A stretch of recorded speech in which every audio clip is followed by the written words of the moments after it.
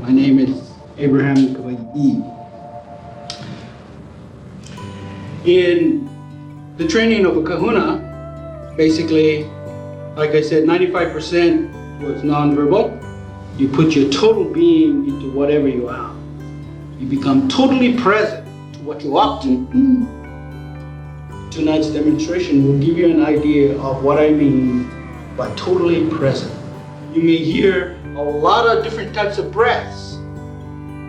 These are breaths that not only align the breath, but create a particular frequency, the opportunity to touch in with universal energy and universal understanding. This is the time of therapy. You will not see it in the world other than here.